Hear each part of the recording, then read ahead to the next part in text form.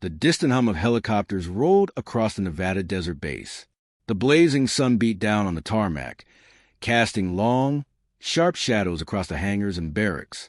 Captain Valerie Brooks adjusted her sunglasses and squinted toward the horizon, standing tall in her Air Force uniform, her hair neatly secured in a bun beneath her cap. Her medals glinted under the bright desert light. Beside her stood her 20-year-old daughter, Airman First Class Riley Brooks. Riley nervously adjusted her gloves. It was her first major security assignment since completing training, and today the base buzzed with anticipation. Word spread quickly. The President of the United States was coming. "You okay, Riley?" Valerie asked, her voice calm but firm. Riley nodded quickly. It's not every day you're assigned to presidential security. And with my mom." Valerie chuckled softly. "Welcome to real duty." They stood shoulder to shoulder, mother and daughter, both wearing the same uniform, bound not only by blood but by service. Valerie had served for over 18 years. She had completed overseas tours, conducted rescue operations, led reconnaissance missions, and survived more dangerous situations than most people could imagine. Riley had grown up watching her mother wear the uniform. To her, Valerie had always been a symbol of strength and determination. Now they stood together in the same ranks, protecting the same country. But beneath Valerie's calm exterior was a heavy secret. Just days earlier, she had received a diagnosis that could change everything. She hadn't told Riley yet. As a thunderous roar of Marine One filled the air, the helicopter slowly descended toward the base. Dust spiraled across the runway as personnel snapped to attention. President Donald Trump stepped off the aircraft. A wave of salutes greeted him. Secret Service agents surrounded him while officers stood in perfect formation. Valerie and Riley stood at the front of the line. Valerie's distinguished record had earned her a position in the Honor Guard.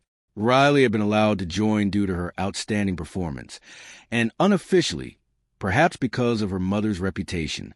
President Trump walked down the line, acknowledging each service member with brief nods. Then he stopped. His eyes rested on Valerie's name tag. "Captain Valerie Brooks," he read. 18 years of service. Afghanistan, Operation Enduring Freedom. Valerie's jaw tightened slightly. "Yes, Mr. President." His gaze shifted to Riley. "Airman First Class Riley Brooks related?" Valerie answered with quiet pride. "She's my daughter, sir." Trump blinked in surprise. "Mother and daughter serving side by side," he said. "That's a first for me." For a moment, the air fell silent. Then the president raised his hand and saluted both of them. Extraordinary. Cameras captured the moment. Valerie felt a tight pressure in her chest as she returned the salute. Something about the way the president had looked at her made her uneasy, as if he had noticed more than anyone else. Later that evening, Riley walked beside her mother toward the barracks. Her heart was still racing from the day's events. "That was intense," Riley said with a nervous laugh. Valerie smiled. "You handled yourself well." Riley hesitated. He looked at you differently, like he noticed something. Valerie shrugged it off. "He meets thousands of people. Probably just impressed with the story." But Riley wasn't convinced. That night, Valerie sat alone outside beneath the desert sky. The base had grown quiet, and the stars stretched endlessly above her. She reached into her pocket and unfolded a piece of paper, the medical report. Certain words seemed to burn into her eyes. Aggressive, Stage 3, treatment options limited. Her Air Force career, the life she had built for nearly 2 decades, was coming to an end, not by choice, by force. And she still hadn't told Riley. She didn't want her daughter distracted by fear or sympathy. Riley's journey had only just begun, but everything was about to change. Meanwhile, back in the command tent, a quiet conversation unfolded. One of the president's aides leaned closer. "Sir, Captain Valerie Brooks was diagnosed 2 weeks ago. Base hospital confirmed it." Trump remained silent for a moment. His eyes narrowed slightly. "Get me everything you can on her," he said, quietly. The next day, Valerie continued her duties like nothing had changed. She trained recruits, supervised drills, and inspected equipment with her usual precision. To everyone else, she looked exactly the same, except to Riley. Riley noticed the small things. the fatigue in her mother's eyes, the way she held her side when she thought no one was looking, the forced smiles, the quiet pauses when she seemed lost in thought. "Mom, are you okay?" Riley finally asked. Valerie looked surprised. "What do you mean? You just seem different." Valerie forced a reassuring smile. "Just tired. Comes with rank." Riley nodded, but the answer didn't sit right with her. Heroes weren't supposed to hide things.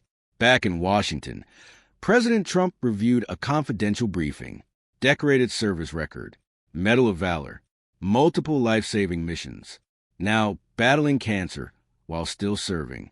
He placed the papers down slowly. "She shouldn't be fighting this alone," he muttered. The next day, he did something unexpected. He canceled a golf meeting and changed his schedule. He was going back to the base. But this time, he wasn't planning a speech. Valerie was leading a training simulation when the base sirens suddenly sounded again. Everyone looked up. "Presidential return?" One officer said in confusion. "Didn't he just leave?" Marine One descended once more, sending waves of dust across the ground.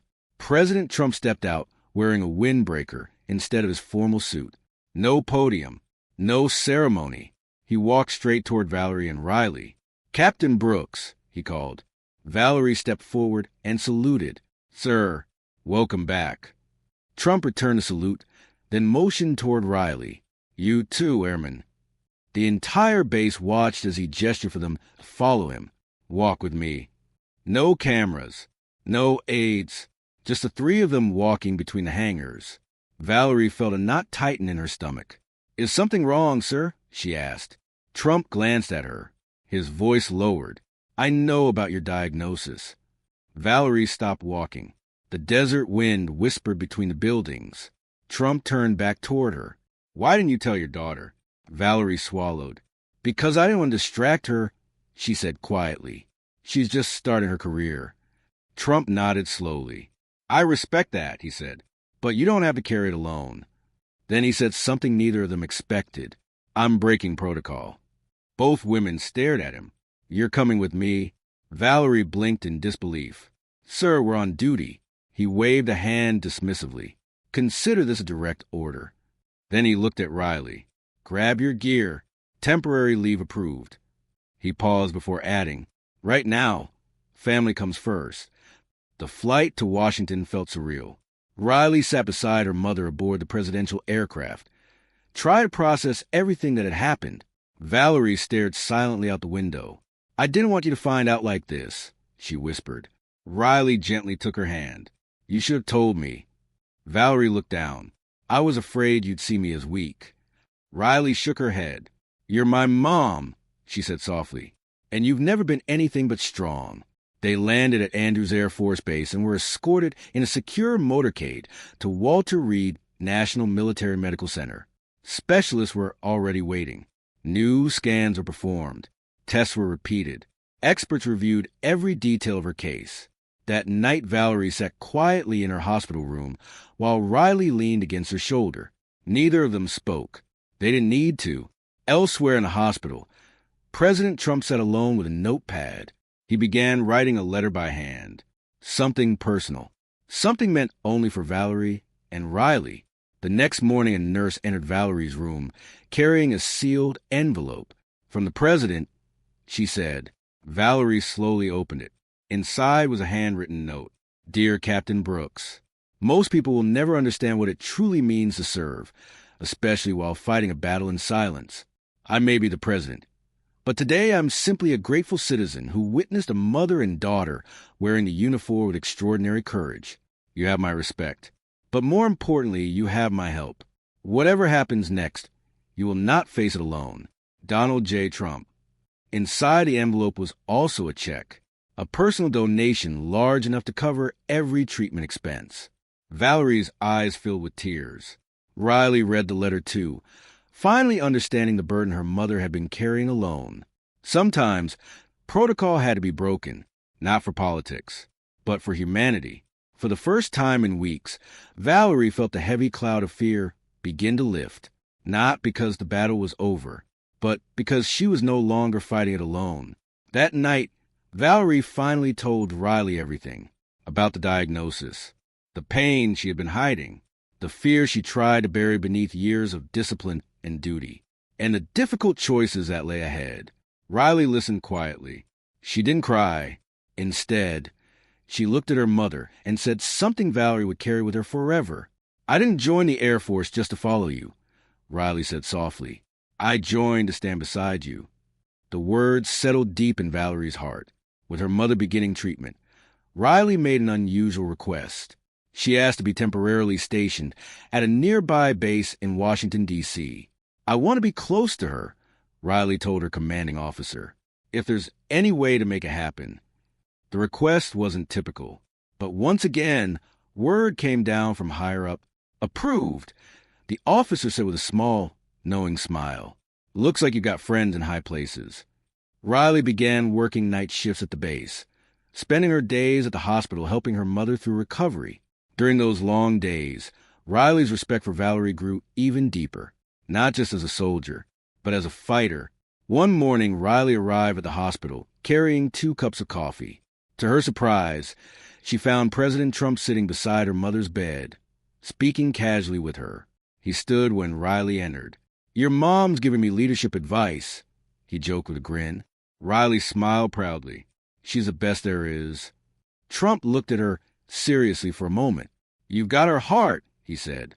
"Don't waste it." Something shifted inside Riley that day. The military was no longer just a career path. It was a calling, and her mother's journey had given that calling a deeper meaning. A few weeks later, as Valerie's treatment progressed, a formal invitation arrived. Not from the Pentagon, not from the base, from the White House. A private ceremony was being arranged in the Rose Garden. It would honor service, courage, and sacrifice. Valerie wasn't sure she had the strength to attend. Her body was still weak from treatment, but her spirit refused to bend. On the morning of the ceremony, Riley helped her mother into her uniform, button by button. "You look like a warrior," Riley whispered. Valerie smiled faintly. "I feel like a mother." In the Rose Garden, before a small private audience, President Trump stood holding a medal. "Captain Valerie Brooks," he announced, his voice steady, "for exceptional service, unwavering bravery, and for showing this nation the strength of both a soldier and a mother. I am honored to present you with this Medal of Honor." The applause that followed was quiet, respectful, almost sacred. As Trump placed the medal around Valerie's neck, he leaned closer and said softly, "You reminded me why we fight." Then, unexpectedly, he turned toward Riley. "There's someone else who deserves recognition today." The crowd shifted in curiosity.